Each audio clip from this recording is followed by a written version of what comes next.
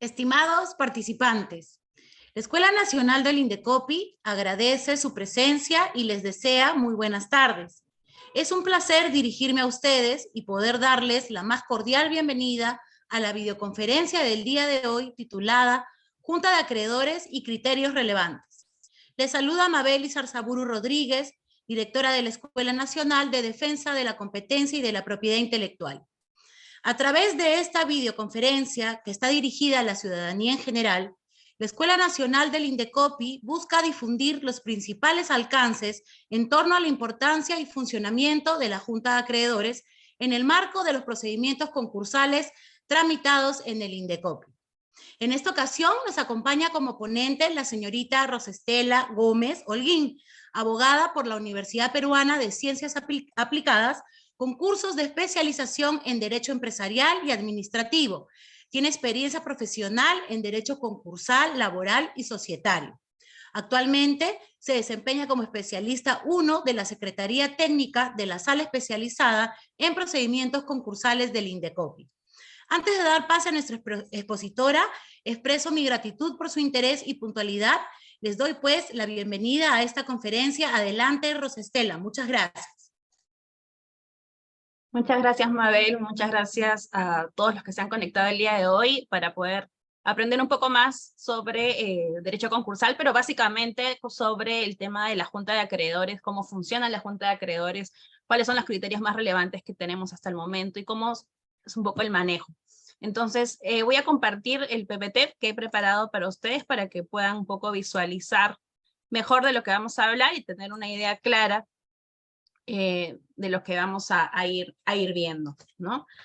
Y bueno, como ya hemos dicho, vamos a hablar de la Junta de Acreedores, pero vamos a empezar primero con los alcances generales, que es básicamente a definir qué es la Junta de Acreedores, ¿no? Para aquellos que no están muy empapados del tema concursal, o que no son usuarios frecuentes de esta área de Indecopi, lo que quisiera empezar es nombrando un poco las características de la Junta de Acreedores, primero definiéndola como aquella reunión de todos los acreedores del deudor o de la deudora concursada que han sido previamente reconocidos dentro del procedimiento concursal, ¿no?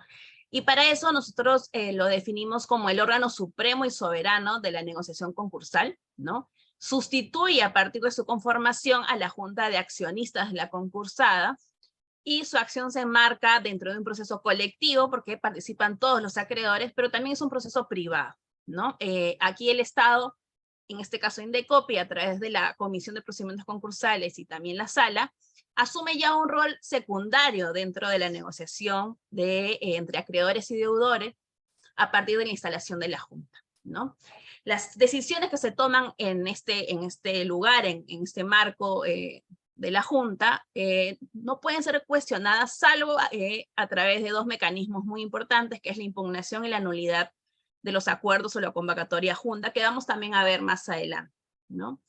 Y su conformación varía en el tiempo, y esto porque se da es porque efectivamente, como habíamos dicho al inicio, la Junta está compuesta por la totalidad de acreedores reconocidos del deudor, ¿no?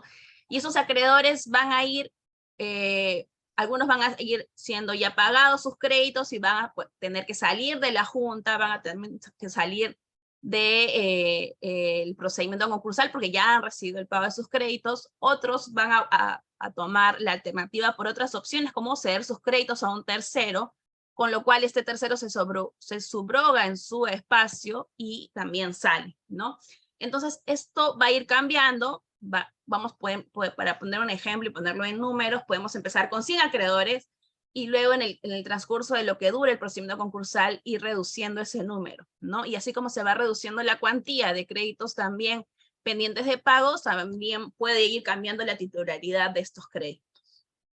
Entonces estas son básicamente las principales características, pero ¿cuál es la importancia real de la Junta de Acreedores? ¿Por qué existe la Junta de Acreedores? ¿Por qué es importante para el desarrollo del procedimiento? Porque la Junta de Acreedores tiene un rol de dirección y de control, ¿no? Decide sobre la reestructuración o la liquidación del deudor. también sobre la oportunidad y la forma de pago de las acreencias a través de los diferentes instrumentos concursales que se aprueban en el marco de esta junta, ¿no? También aprueba o desaprueba el plan de reestructuración, el convenio de liquidación o el acuerdo global de refinanciación, dependiendo de qué procedimientos estemos en curso, ¿no?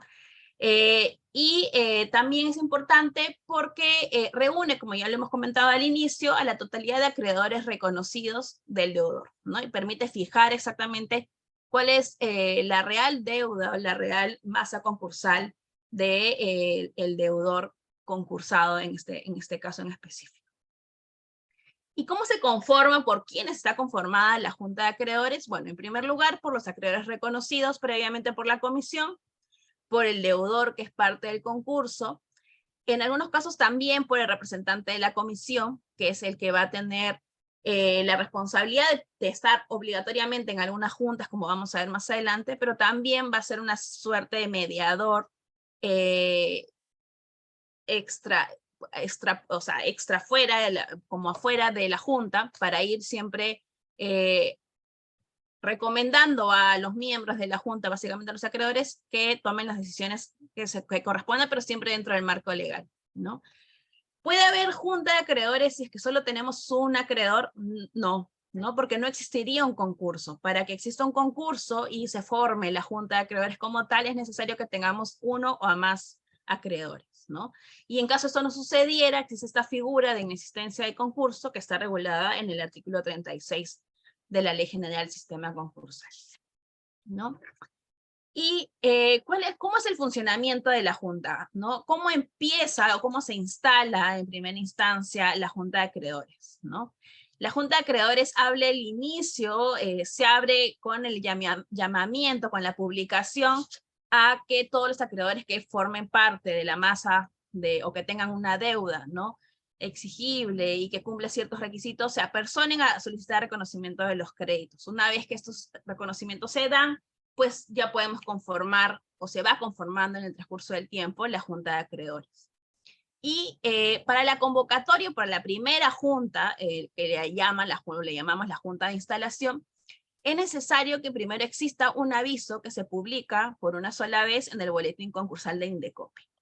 Antiguamente esto se realizaba en el Diario Oficial Peruano, pero ha habido una modificatoria y actualmente esta convocatoria se hace a través de este boletín virtual, que lo pueden encontrar en la página de Indecopi. ¿Quién está a cargo de esta convocatoria a la Junta de Instalación? Pues va a depender de quién solicitó el inicio del concurso. Si el inicio del concurso fue solicitado a pedido del deudor, el deudor será responsable de esta convocatoria a la instalación de la primera junta, ¿no? En caso el que inició el concurso fuera el acreedor, pues va a recaer en él la responsabilidad de solicitar o de ver que esta convocatoria se realice, ¿no? El contenido de este aviso de publicación o de instalación a la Junta tiene que contener primero el lugar, ¿no?, donde se va a realizar, el día y la hora de la realización, tanto en primera como en segunda convocatoria, y la agenda, es decir, los puntos a tratar dentro de esta Junta de Instalación. Y hay ciertos puntos que sí o sí tienen que tratarse dentro de esta Junta de Instalación, y esos están regulados en el artículo 50.4 de la Ley General del Sistema Concursal, y están referidos a la elección de autoridades, a la decisión sobre el destino del deudor, a acordar también cuál va a ser el régimen que se va a adoptar, ya sea por reestructuración o en liquidación en el caso del nombramiento de un liquidador, ¿no? Y a la suscripción de los diferentes instrumentos concursales, como son el plan de reestructuración, el convenio de liquidación o el acuerdo global de refinanciación. El plazo que tiene que haber entre aviso y aviso, entre la primera convocatoria y la segunda convocatoria, no debe ser menor de 3 días. Y es necesario también que entre la primera y la segunda convocatoria haya 2 días, ¿no?, entre cada una de estas convocatorias. Adicionalmente, es necesario también tener claro que quienes participan o quienes son los facultados a participar dentro de esta junta, aparte del deudor, como lo hemos visto antes, y los acreedores que están dentro de la junta, es necesario que la autoridad concursal también participe tiene ciertas facultades para eso también, de acuerdo a la norma, ¿no? Para esto participa uno o más representantes nombrados por parte de la autoridad concursal en algunas juntas, no en todas, ¿no? El representante de la comisión tiene derecho a voz, pero no tiene un derecho a voto. Se va a encargar en estas juntas de verificar el quórum de instalación y las mayorías para la toma de los acuerdos. Y como ya lo había mencionado antes, no participa en todas, participa en algunas juntas, y estas juntas son aquellas en las que se decide el destino del deudor, ¿no? Se va a aprobar ya sea el plan de reestructuración, el convenio de liquidación o el AGR, y también cuando se vaya a modificar algunos de estos instrumentos, ¿no? Entonces, en estas tomas de decisiones, como es el destino y la aprobación de los acuerdos, de los instrumentos concursales, es obligatoria la participación de representante de la Junta, ¿no? En otras juntas que no están relacionadas a estos temas de agenda, el representante de la comisión puede asistir como un observador, ¿no? Para recoger cierta información cuando lo estime pertinente, o como para aconsejar, digamos, el curso de esta negociación. En estas juntas donde no participa el representante de la comisión, el que va a tomar o verificar el quórum de instalación y las mayorías para cada acuerdo, esa responsabilidad va a recaer en el presidente de la Junta de Acreedores, ¿no?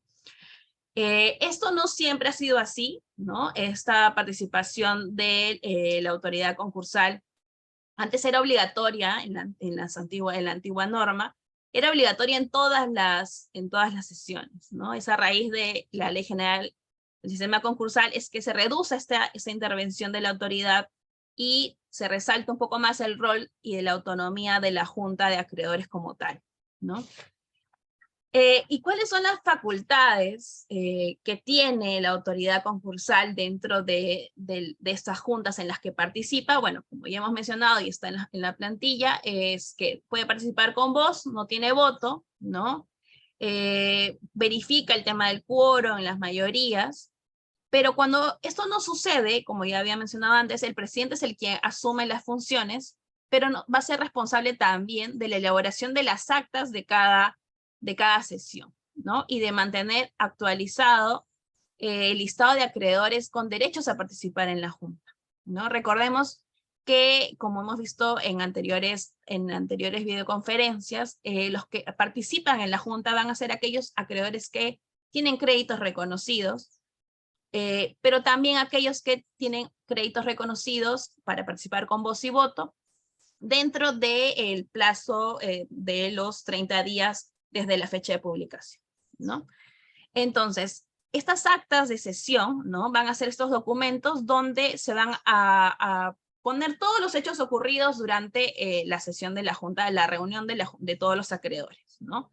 Se pueden poner los informes que se van a presentar, las propuestas de los instrumentos concursales que se van a poner a conocimiento de todos los acreedores, los acuerdos que están adoptados, cómo han votado cada uno sobre estos acuerdos, qué posiciones discrepantes han habido. Todos estos detalles están o deben ser incluidos en estas actas de sesión, ¿no? Y estas actas adicionalmente tienen que incluir e identificar claramente el nombre del deudor, el lugar, la fecha y la hora, la fecha en la que se realizó la junta, si se instaló en primera convocatoria, si se instaló en segunda convocatoria, el nombre de quien presidió la junta, ¿no? El nombre también del representante de la comisión que estuvo presente, si es que fuera el caso, ¿no? El número de acreedores reconocidos presentes con su porcentaje, el nombre de cada uno de ellos también, el texto de la agenda que se publicó en la convocatoria e instalación de la Junta, y un resumen de las intervenciones efectuadas por cada participante dentro de la Junta. Estas actas son suscritas por el presidente de la Junta de Acreedores o, en su defecto, también por un representante elegido entre los acreedores y el representante de la comisión, si es que está participando en estas juntas obligatorias donde él tiene que estar.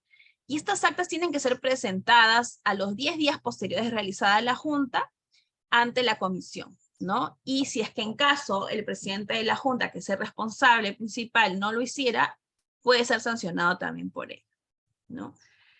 Ahora, hay otras formas de participar en la Junta, como ya hemos dicho al inicio, participa el deudor concursado, pero hay ciertas características que tiene su participación, ¿no? Él puede asistir, ¿no? Ya sea de forma personal o a través de un representante, ¿no? Puede manifestar su posición respecto de los acuerdos que se pongan a consideración, ¿no? Pero no tiene derecho a voto, ¿no? Tiene también derecho a tomar conocimiento previamente siempre de la convocatoria junta. ¿Eso qué quiere decir? Que los acreedores tienen que poner en conocimiento la convocatoria junta al deudor. Si es que esto no sucediera, podría ser una causal de nulidad, ¿no? De esta convocatoria.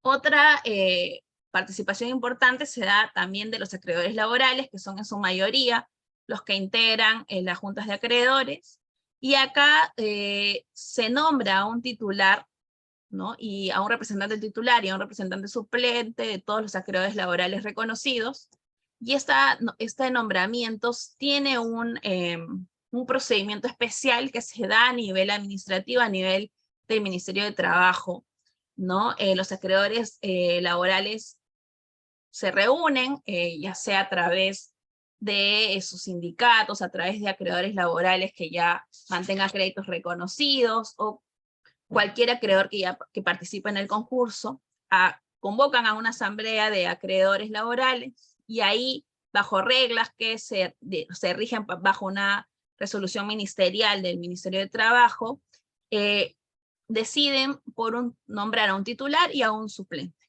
¿no? Ellos, el titular y el suplente, van a ser los que los van a representar a partir de su nombramiento en todas las juntas posteriores, en la junta de instalación y en las juntas posteriores. ¿Y por qué es necesario esto? Porque, como les comentaba al inicio, la mayoría de acreedores, o en su gran grueso, son acreedores laborales, y el que puedan estar representados por una o dos personas, lo que hace es también ayudarnos a reducir muchos costos de transacción, ¿no? Porque si no, tendría que votar cada uno de manera individual, y esto haría mucho más compleja la negociación dentro de la Junta, ¿no? Entonces es por eso que se va por un representante, que es el que los va a representar durante todo el periodo de 2 años, que son también incluso un periodo prorrogable por 2 años más. Y en caso ellos vean que de repente en el camino no están muy de acuerdo en la forma de representación, también pueden volver a reunirse, vuelven a hacer una asamblea de todos los acreedores laborales, y pueden votar por elegir a uno nuevo, ¿no? Que es el que los va a representar. Es necesario que esta elección de este representante se formalice no solamente a nivel del Ministerio de Trabajo, sino que también sea comunicada a tiempo a la comisión, ¿no? Quién es la que va a tomarlo en cuenta, y lo va también a tomar en cuenta en las actas de asistencia de las juntas de acreedores, ¿no? Otra forma de participación también que se da a través de representantes, aquellos acreedores tributarios que están representados por un funcional que es designado por el Ministerio de Economía y Finanzas, ¿no?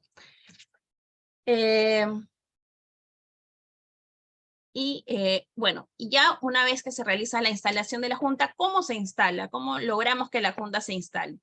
¿No? Hay ciertas reglas que nos impone la ley, ¿no? Que en primera convocatoria es necesaria para que se instale la Junta la presencia de acreedores que representen más del 66.6% de los créditos reconocidos, ¿no?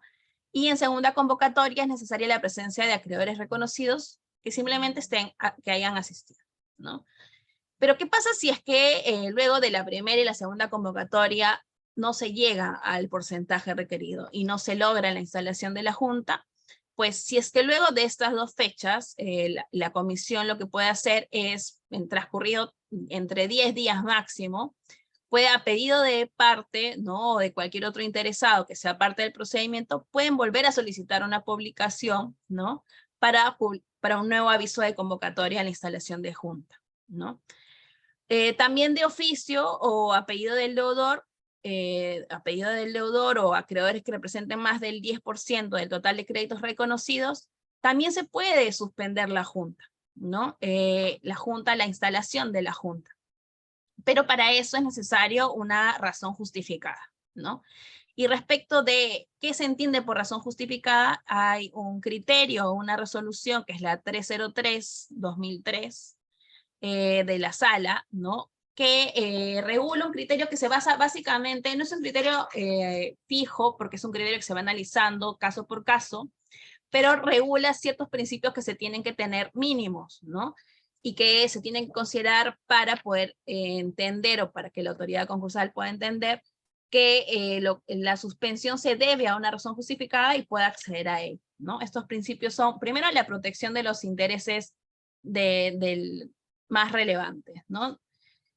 Cómo va a incidir esta posible suspensión de la Junta en el desarrollo posterior del procedimiento concursal, pero también la proporcionalidad de si esta suspensión de la Junta va a ayudar a proteger los intereses de estos derechos tutelados, ¿no? Siempre tiene que primar en estos casos, cuando se decide un tema de suspensión, el interés colectivo de la masa de acreedores que son parte del procedimiento, ¿no? Y este interés colectivo tiene que primar frente al impacto económico que también podría generarle al deudor, dejarlo en stand-by por mucho tiempo sin saber cuál va a ser su destino finalmente, ¿no? Entonces, es necesario que tengamos en cuenta que también este pedido de suspensión y este criterio se va a ir aplicando, no es un criterio fijo, se va a ir aplicando y se va a ir evaluando conforme cada caso llegue, ¿no? Pero siempre es importante tener en cuenta estos dos principios que les he mencionado antes, que son como el límite, ¿no? Para poder decidir si es que esa razón es realmente justificada o no, ¿no? Entonces, ¿qué puede decidir la Junta de Acreedores una vez que se instala? Una vez que se instala, en la reunión de instalación, la Junta debe decidir, primero en elegir a sus autoridades, ¿no? ¿Quién va a ser su presidente, su vicepresidente? Destino del deudor, ¿no? Que esa es una de los principales acuerdos. Luego la aprobación del régimen de administración o la designación de un liquidador, si es que vamos a optar por la disolución y liquidación del deudor. La aprobación del plan de reestructuración o el convenio de liquidación. Y también la Junta está facultada para nombrar un comité, ¿no? Y también poder delegarle facultades a este comité de la Junta de Acreedores, que a mí vamos a hablar mucho más a fondo sobre qué hace este comité, cuáles son sus funciones más adelante. La elección de las autoridades de la Junta, ¿no? Como ya les comentaba, se elige a un presidente y un vicepresidente. El presidente lo que va a hacer es dirigir cada una de las sesiones, va a presidir, dirigir cada una de las sesiones, es el encargado de realizar la convocatoria, pero también es el responsable de la realización de las actas que comentamos hace un ratito y de preservar las actas, ¿no? En caso, si el presidente no estuviera disponible, no pudiera asistir o estar presente en la Junta, asume el vicepresidente esta responsabilidad, ¿no? Y también podría, en caso no estuviera el vicepresidente, algún acreedor que esté participando en la Junta que sea elegido por mayoría simple por esta, ¿no? Siempre las elecciones de las autoridades deben estar formalizadas en el acta, ¿no? En el acta de la Junta de Instalación, en este caso en particular. Ahora, puede pasar, y hemos tenido casos en donde la Junta de Acreedores no haya podido tomar un acuerdo sobre quién va a ser el presidente o el vicepresidente. Y en estos casos, lo que se hace es elegir en cada sesión o en cada reunión que se reúna los acreedores a un presidente o a un vicepresidente para esa reunión, ¿no? Y mientras que esto suceda, siempre que suceda de esa manera, siempre va a tener que estar presente de manera obligatoria un representante de la comisión, ¿no? Hasta que finalmente la Junta tome un acuerdo definitivo y nombre a un presidente ya no para cada una, sino ya de manera más permanente, ¿no? Entonces, ¿cuáles son estas funciones y atribuciones o prohibiciones que va a tener la Junta de Acreedores, pero también el comité de la Junta y los administradores y liquidadores en su momento? Bueno, primero la Junta, como ya hemos dicho, decide sobre el destino del deudor, También supervisa la ejecución de los acuerdos, ¿no? Porque la Junta es el principal interesado, ¿no? En que se lleve adelante los acuerdos, ya sea por la administración que se nombre o que permanezca, o también por el liquidador que también nombre en el caso de la disolución y liquidación, ¿no? También la Junta tiene esta facultad de solicitar a la administración o al liquidador informes económicos de manera recurrente, sobre todo si estos informes les va a ayudar a tomar las decisiones que correspondan, ¿no? También los acreedores, por ejemplo, del comité, que forman parte del comité, el administrador o el liquidador, responden de manera ilimitada y solidariamente ante los propios acreedores respecto de los daños o perjuicios que causen los acuerdos que ellos tomen o las acciones que ellos realicen, ¿no? Eso es importante también tenerlo claro, y existe también un precedente de observancia obligatoria que en su momento reguló la diferencia que había entre aquellos acreedores que asumen los cargos de presidente, vicepresidente o que son parte del comité respecto del cargo que asumen un administrador o un liquidador, ¿no? En el caso del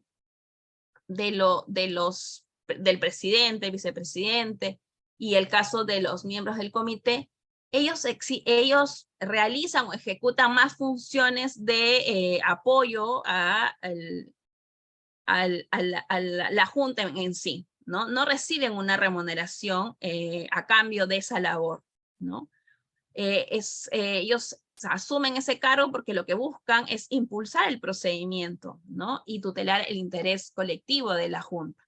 Y ahí hay una diferencia con los liquidadores y administradores que sí, en la mayoría de los casos, tienen una remuneración por la realización de sus servicios, ¿no? Y ahora sí vamos a hablar sobre el comité de acreedores. ¿Qué es el comité de acreedores? Es una figura que no se usa mucho, pero es un órgano que está dentro de la Junta, es un órgano menor de la Junta de Acreedores que actúa por delegación de la Junta, ¿no?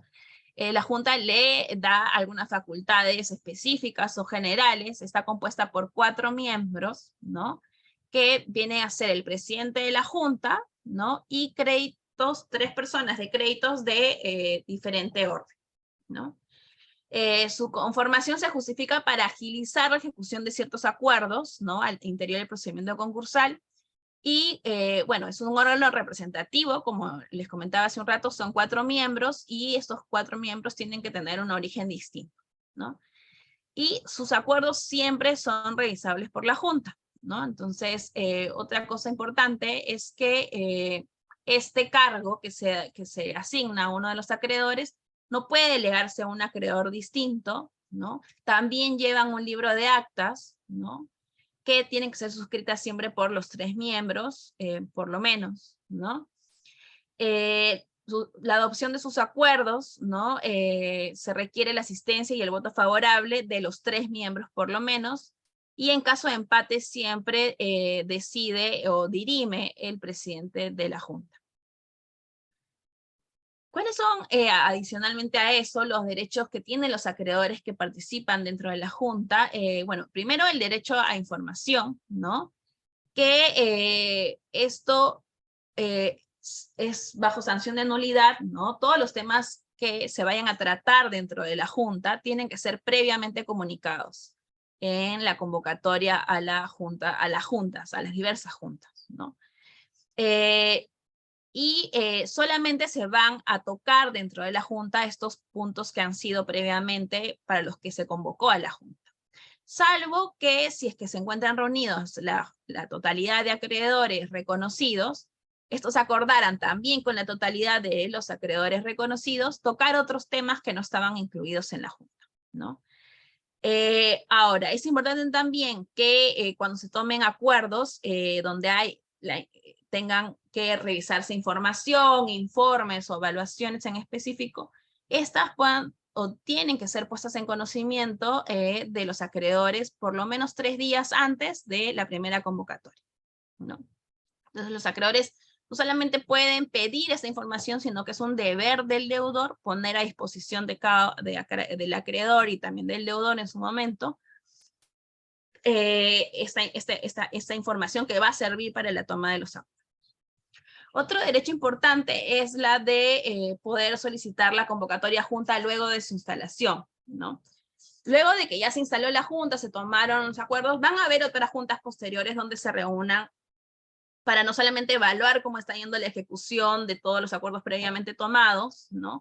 En algunos casos se van a cambiar autoridades, se van a cambiar incluso administradores o liquidadores, y en esas otras juntas no solamente el presidente puede convocarlas, sino también puede convocarlas un grupo de acreedores, en este caso acreedores que representen el 10% de créditos reconocidos, ¿no?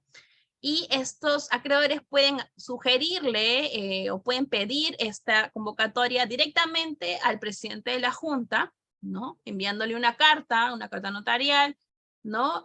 Con una agenda que le sugieren al presidente que se toque. O en caso esto no sucediera, si es que yo voy, le pido al presidente, el presidente pasan los días, ¿no? Pasan 10 días en este caso, que señala la norma, y no convoca a la Junta, yo como acreedor que representa más del 10%, puedo ir directamente a la comisión y solicitar la convocatoria de la Junta, ¿no? Eso es uno de los derechos que también están dentro de este marco de la Junta de Acreedores.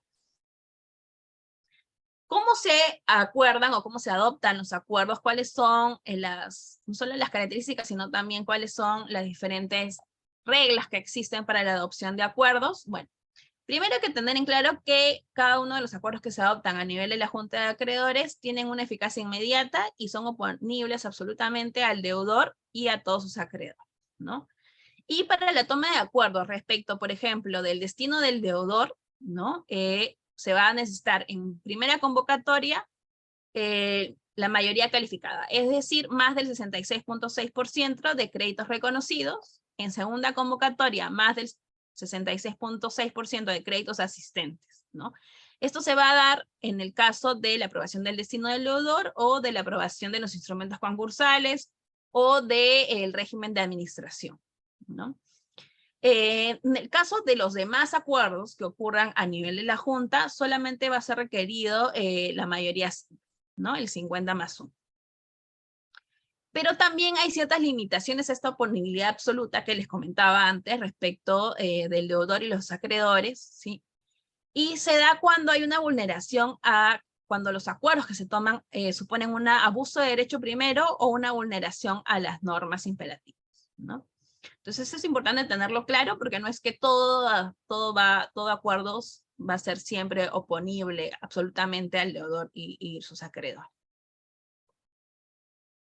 Pero también dentro de la Junta hay, o se dan ciertos escenarios donde hay formas especiales de votar, ¿no? Y eso ocurre cuando tenemos acreedores vinculados que representen más del 50% del total de créditos reconocidos. ¿Qué pasa cuando esto sucede en los procedimientos concursales? Bueno, va respecto a estos acuerdos calificados que vienen a ser como el destino del deudor o la aprobación de los instrumentos concursales, la votación no va a ser la misma que hemos comentado en la lámina anterior, sino se va a realizar 2 votaciones por separado, o lo que comúnmente se llamaba las votaciones por clase, ¿no? Y va a necesitarse, por ejemplo, en primera convocatoria, el voto favorable de más del 66.6%, en la clase de acreedores reconocidos como vinculados, y el voto también del más del 66.6% respecto a aquellos acreedores reconocidos como no vinculados. Entonces se van a votar en 2 salas, ¿no? Y va a ser necesario que tengamos la mayoría absoluta en ambos grupos para poder tomar el acuerdo como aprobado, ¿no? Si estamos en segunda convocatoria, solamente se va a necesitar el voto favorable del más 66%, pero de los acreedores asistentes de ambas clases. También en aulas separadas, ¿no? Por decirlo así. Pero siempre va a ser necesario la mayoría absoluta, tanto de los acreedores vinculados como de aquellos que no han sido reconocidos como vinculados, para poder tomar un acuerdo. Y recordemos que eso solamente se da en aquellos escenarios donde tengamos dentro del procedimiento reconocidos más del 50% total, reconocidos como vinculados, más del 50% del total de créditos reconocidos en el procedimiento. ¿Qué pasa luego que se toman los acuerdos, ¿no? Es posible revisar que se puedan revisar la validez no solamente, sino en caso yo no esté de acuerdo sobre el acuerdo tomado, pueda impugnar estos acuerdos, ¿no? Pueda revertir la aprobación de estos acuerdos.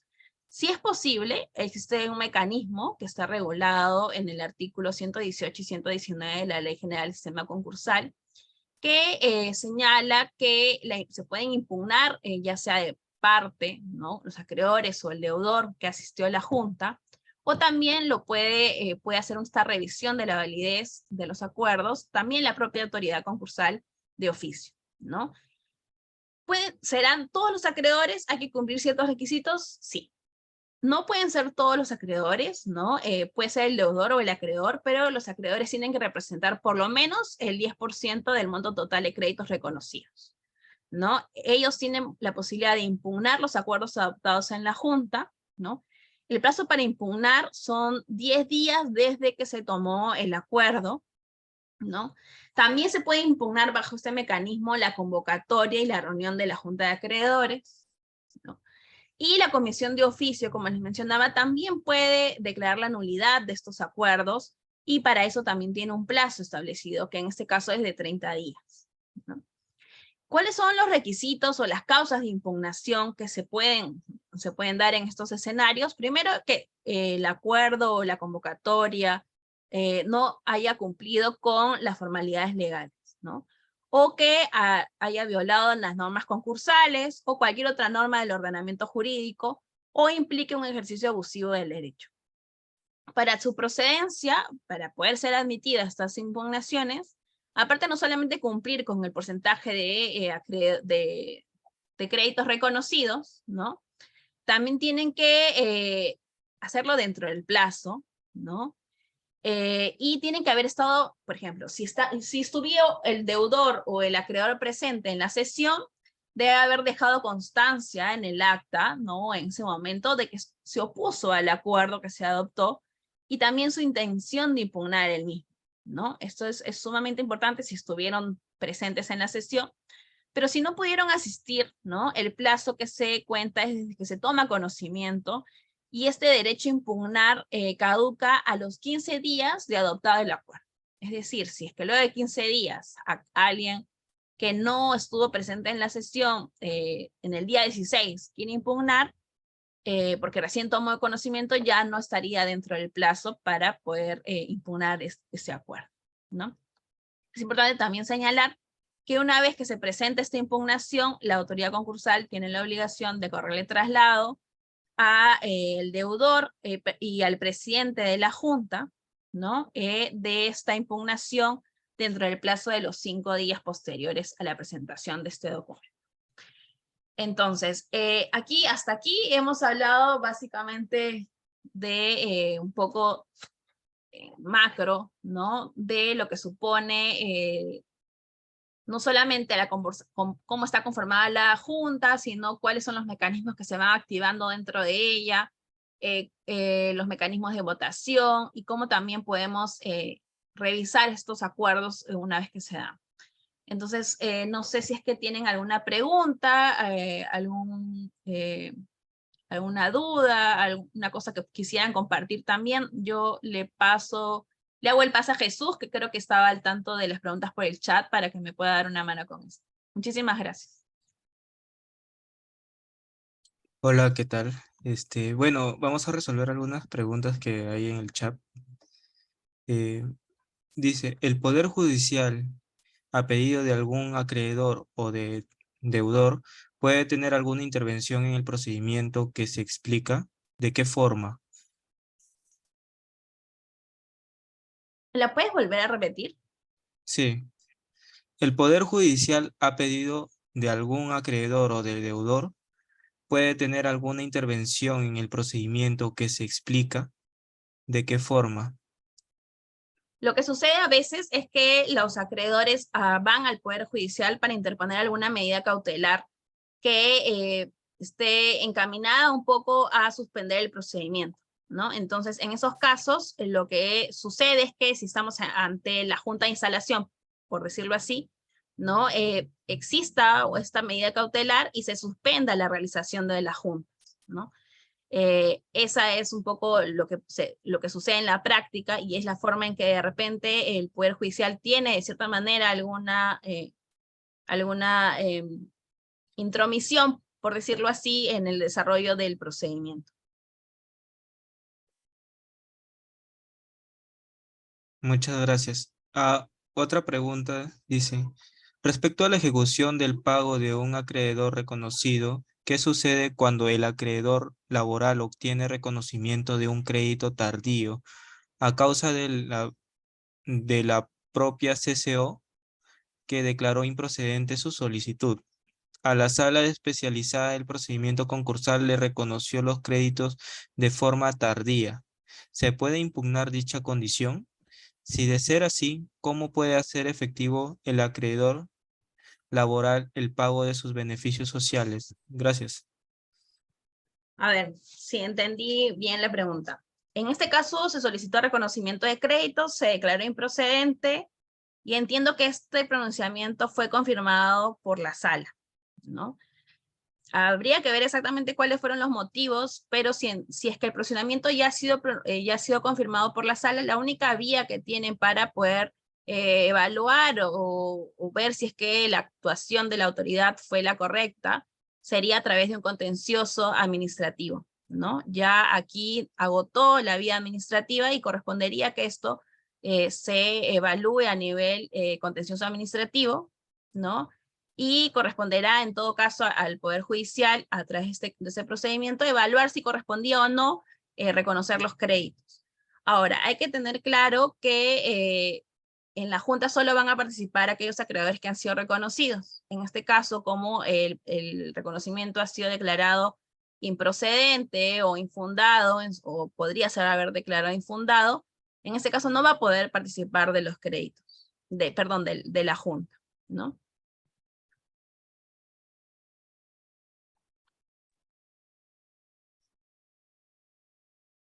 Bueno, acá dicen, ¿qué pasa si entre otros acreedores mantienen un proceso pendiente para su reconocimiento de la deuda? ¿Cómo queda su situación? Si en caso de un reconocimiento judicial toma su tiempo, ¿cómo quedaría su protección? ¿Tiene un plazo el mandato de la Junta de Acreedores? Gracias.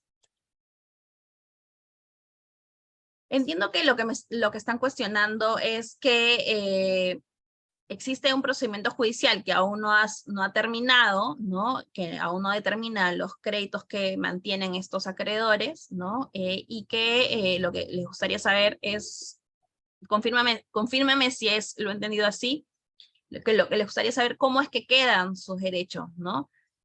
Pueden participar en la Junta o no. Lo que pasa en estos casos y lo que se sugiere es que si existe un procedimiento judicial que está en trámite, donde se están discutiendo si es que se tiene el derecho o la cuantía de los créditos que mantenemos frente a los deudores concursados, es que se presente las resoluciones judiciales que se tenga hasta el momento. En este caso, las resoluciones que admite a trámite, la resolución que admite a trámite la demanda, ¿no? Si hay resolución de primera instancia, la resolución que está en primera instancia, y solicitar el registro de estos créditos que se considera que se tienen frente al deudor como contingentes, ¿no? Estos créditos, al ser registrados como contingentes, también los tiene que tener en cuenta el deudor al momento de efectuar los instrumentos concursales, como es el caso del plan de reestructuración o el convenio de liquidación. Entonces, al tenerlos presentes, apenas ya el procedimiento a nivel judicial termine, ya sea a favor o en contra, si es que termina a favor, por ejemplo, con esta sentencia o esta resolución de segunda instancia, se vuelve a pedir el levantamiento registrado como contingentes y el reconocimiento final de los créditos que han sido determinados por la autoridad judicial, ¿no? Y una vez que ya tengan estos créditos reconocidos, pueden integrar la Junta, ¿no? Pueden participar si están dentro del plazo para participar con derecho a voz y voto, van a participar con derecho a voz y voto. En caso no estuvieran dentro de ese plazo, solamente participaría con derecho a voz, pero estarían siendo igual parte del procedimiento y sus créditos estarían también siendo salvaguardados.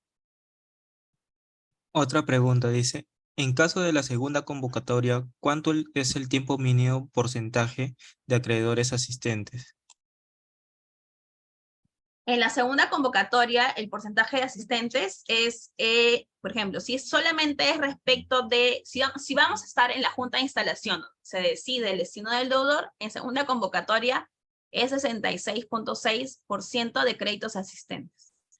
Si estamos en otro escenario donde no es la junta de instalación donde se va a definir el destino del deudor o la aprobación de instrumentos concursales, si no se van a tomar otros acuerdos, en segunda convocatoria solamente necesitaríamos más del 50% de los créditos asistentes.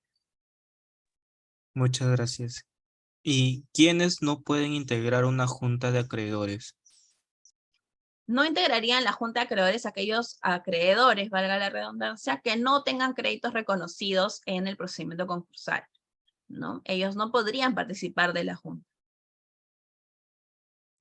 Gracias. Otra pregunta. ¿A qué se refiere cuando señalo que no todos los acuerdos son posibles? Me parece que lo señaló en las limitaciones de la disponibilidad. No recuerdo haber señalado que todos los acuerdos no fueran posibles, ¿no? Lo que creo que se confundió es que cuando se señaló que por qué era necesario, por qué la norma en su momento instituyó la posibilidad de que los acreedores laborales fueran representados por un representante y no actuaran cada uno, ¿no? Porque ahí había un tema de costos de transacción, que al poder tener un representante disminuía los costos de transacción y podíamos también lograr un acuerdo mucho más rápido que si es que cada uno de los acreedores laborales o de cada uno de los acreedores, en este caso específico acreedores laborales, tomaran una decisión de manera individual, lo que podía dificultar que se tomen o se lleguen a los acuerdos, ¿no?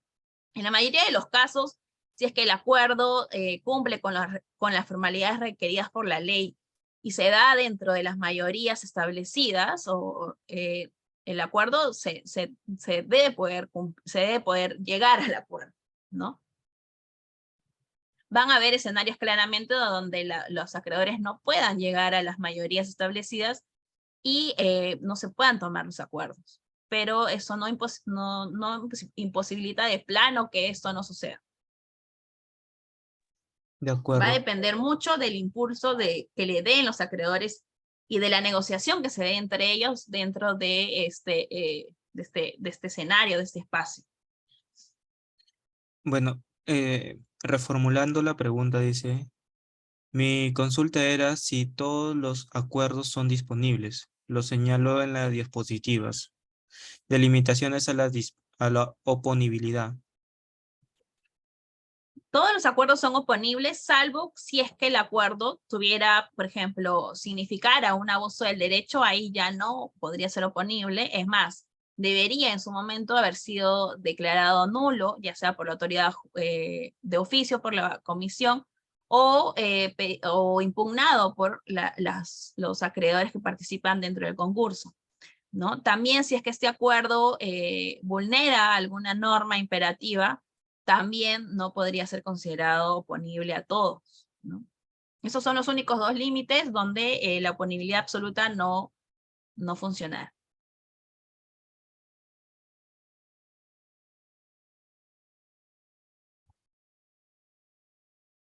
Hay una pregunta que repitió, dice, la CCO declaró improcedente la solicitud, pero la sala revocó dicha decisión y reconoció los créditos, pero ante dicha demora obtuvo la condición de acreedor con reconocimiento tardío.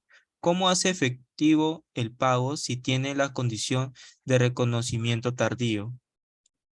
El reconocimiento tardío no impide que no puedas ya eres parte del procedimiento y debes estar considerado dentro del plan de reestructuración, si existe, o dentro del orden de preferencia que corresponda en el caso de liquidación. El único problema con el ser reconocido como tardío es que al momento de participar en la junta no vas a poder participar con derecho a voz, perdón, con voto, sino solamente con derecho a voz. Eso es la única, digamos, deficiencia que te produce el haber sido reconocido luego de los 30 días. Pero son dos cosas distintas, ¿no? Una cosa son los derechos que tienes dentro de la junta, ¿no? Para votar o opinar. Y otra cosa muy distinta es que al haber sido reconocido tardío, yo no pueda acceder o ser considerado para el pago de mis créditos. Salvo en los casos de los procedimientos preventivos, donde incluso son declarados improcedentes de plano, pero en esto entiendo que este no es el caso, porque si me comentas que ya la sala lo revocó y reconoció, pues a partir de ahí se considera como acreedor reconocido, y y estaría incluido para el tema del pago de los créditos. El único tema es que al participar en la junta, por ser tardío, no va a tener el derecho al voto.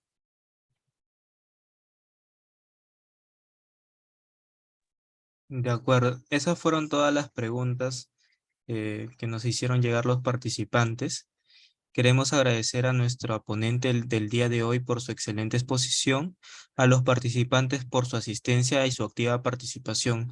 Recuerde que en el chat encontrarán una breve encuesta de calidad para la mejora de nuestras ofertas académicas. Sin más que agregar, damos por concluida la videoconferencia de hoy. Tengan ustedes muy buenas tardes. Hasta luego, hasta otra oportunidad. Gracias. Muchas Muchas gracias. gracias.